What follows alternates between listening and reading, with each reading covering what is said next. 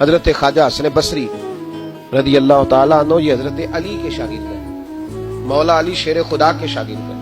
اور ایک روایت ایسی بھی ملتی ہے کہ بچپن تھا ان کا تو نبی پاک کے گھر چلے جاتے تھے. تابعی ہیں، بہت چھوٹے تھے جب حضور کا وصال ہوا، صحابہ کے شاگرد ہیں. ایک دفعہ حضرت ام سلمہ کہتی ہیں کہ نبی پاک صلی اللہ علیہ وسلم کا بچا ہوا پانی پڑا تھا تو وہ بھی حضرت حسن بصری اٹھا کے پی گئے.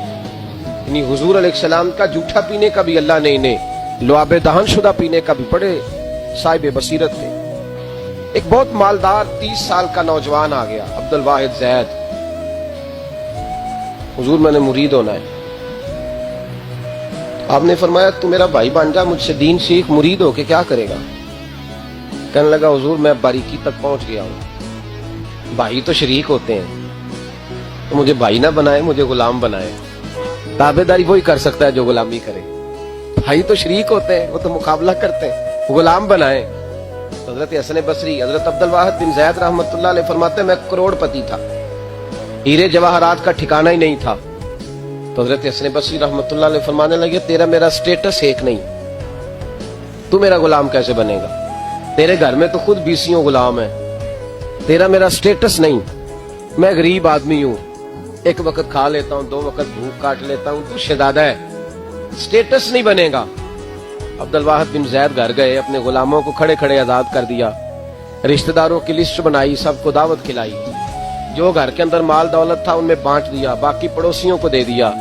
جو کپڑے پہنے ہوئے تھے وہ بھی اتار کے صدقہ کیے. ٹاٹ کا لباس پہن کے حضرت حسن بصری کے سامنے آ کے کھڑے ہوئے. خواجہ حسن بصری نظر اٹھائی، کہا اچھا یہ حال کیسے ہو گیا؟ کہا حضور ہر شے بیچ آیا ہوں. کہا کیوں؟ فرمانے لگے آپ نے کہا تھا تیرا میرا سٹیٹس نہیں، اب تو ایک ہو گیا ہے نا، اب تو سٹیٹس ایک ہو گیا نا، اب غلامی ملے گی. آپ نے فرمایا 3 شرطوں پہ قائم رہنا، 3 شرطوں پہ.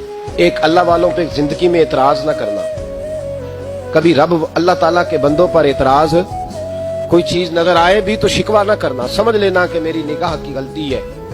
اور دوسرا، روز اپنے اوپر محنت کرنا، محبت کم نہیں ہونی چاہیے، بڑھنی چاہیے.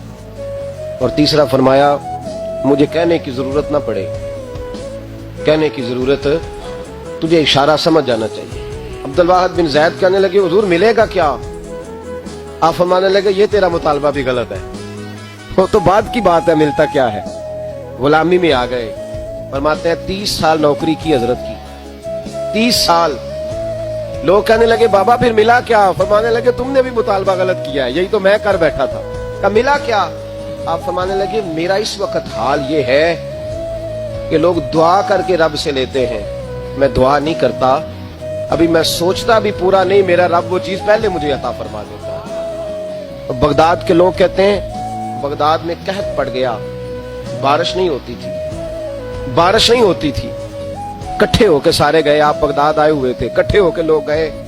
کہا حضور بارش نہیں ہوتی، مہربانی فرمائیں. تو کہتے ہیں لوگ آ کے بیٹھے ہیں میرے پاس، بارش کی دعا کر دیں. حضرت عبد الواحد بن زید کہنے لگے اے اللہ تجھے پتہ ہے یہ میرے دروازے تک آگے پہنچ گئے، ابھی تک بارش نہیں آئی، اور لفظ پتہ کیا ہے؟ کہنے لگے تجھے واسطہ میری اس عقیدت کا جو مجھے حضرت حسن بصری کے ساتھ ہے، اس عقیدت کا واسطہ، مجھے رسوا نہ کر. انہیں بھیجا کیوں تھا اگر برسانی نہیں تھی؟